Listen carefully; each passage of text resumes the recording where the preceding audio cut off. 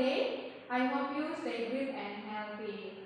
Halo anak-anak, bagaimana kabar kamu hari ini? Saya harap kamu dalam keadaan sehat dan tetap semangat untuk mengikuti pembelajaran. Okay, good students, now we are going to start our lesson. Please prepare yourself. Oke anak-anak, sekarang kita akan melanjutkan pembelajaran kita. Mari persiapkan diri kamu. Nah, anak-anak yang terkasih, tujuan pembelajaran kita hari ini adalah yang pertama, dengan mengamati gambar, kamu dapat menyebutkan kelainan otot pada manusia secara percaya diri. Yang kedua, dengan memahami teks, kamu dapat mengetahui aktivitas atau gerakan yang dapat menyebabkan terjadinya gangguan pada otot manusia.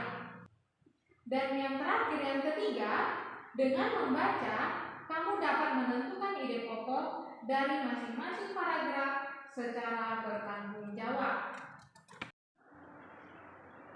Nah, yang menjadi materi pembahasan kita yang pertama pada hari ini adalah kelainan, gangguan, dan penyakit pada otot manusia.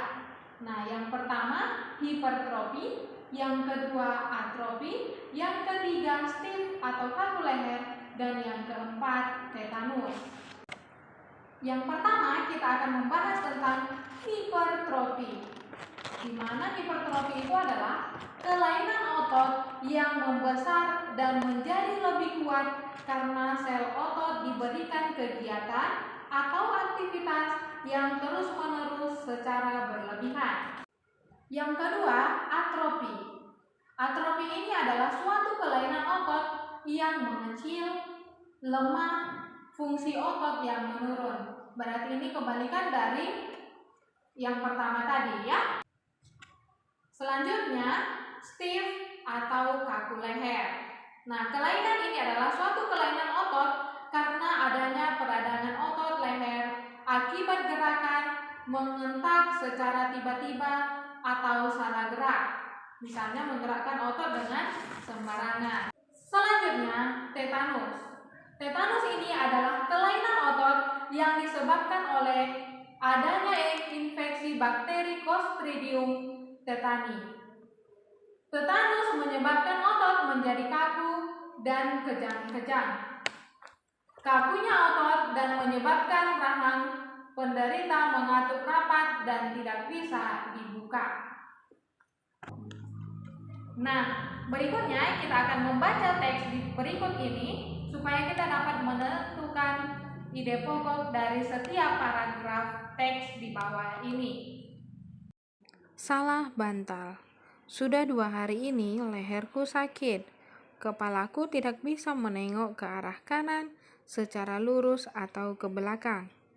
Setauku, ini penyakit salah bantal. Apa itu salah bantal? Ketika bangun tidur, ada orang yang pernah mengeluh lehernya sakit dan tidak bisa digerakkan.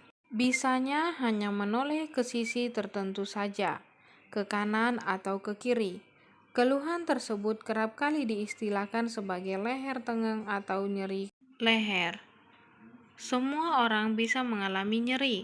Hal ini disebabkan karena postur tubuh manusia yang berjalan tegak lurus. Posisi kepala di atas ditunjang oleh otot-otot leher dan tulang belakang. Jika otot-otot penyangga kepala tidak kuat dan tidak berada dalam posisi yang baik, maka bagian atas dari tulang belakang akan mudah tertarik dan menimbulkan nyeri. Penyakit ini juga dapat memberikan gejala seperti sakit kepala dan rasa aneh saat menggerakkan kepala. Apabila sudah terkena salah bantal, sebaiknya segera diobati dengan cara dipijat.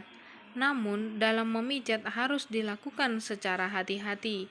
Jangan sampai justru menimbulkan masalah lain, seperti salah urat. Pengobatan ini harus segera dilakukan agar tidak mengganggu aktivitas sehari-hari.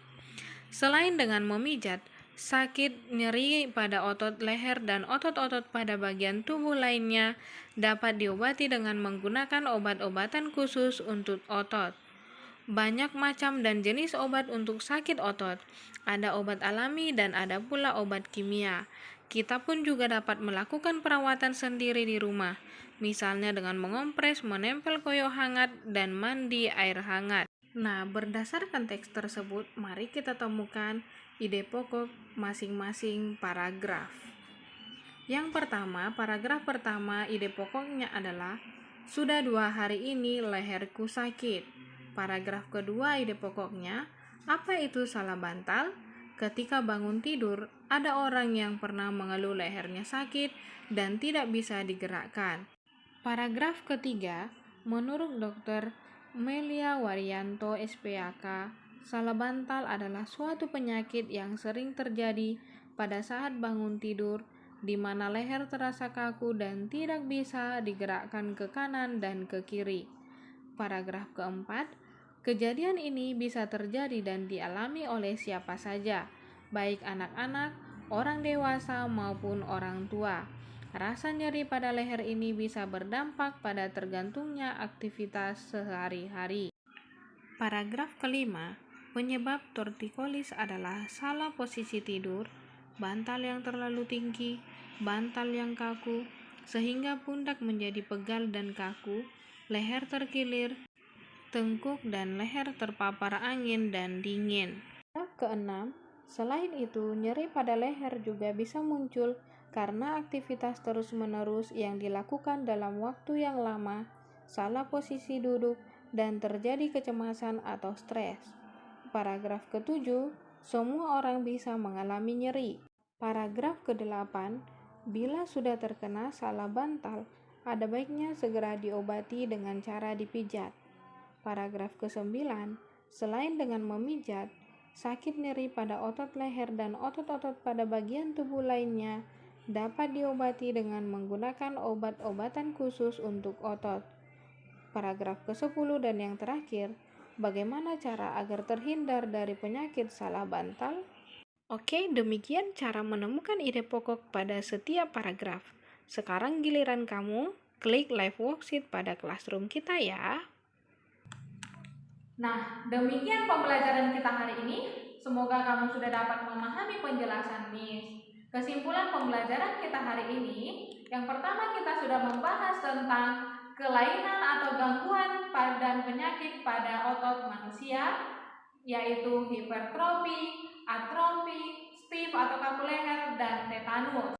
Yang kedua, kita juga sudah membahas tentang aktivitas gerakan yang dapat menyebabkan gangguan pada otot, misalnya salah bantal saat tidur. Yang kedua, olahraga terlalu berat.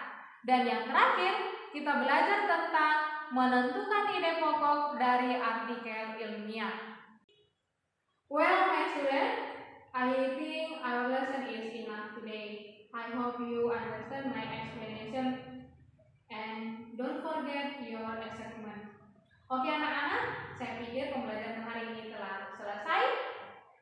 Semoga kamu dapat memahami penjelasan saya. Dan jangan lupa kerjakan tugas kamu, lalu kirimkan di Classroom kita. Oke, demikian. Selamat belajar dan see you.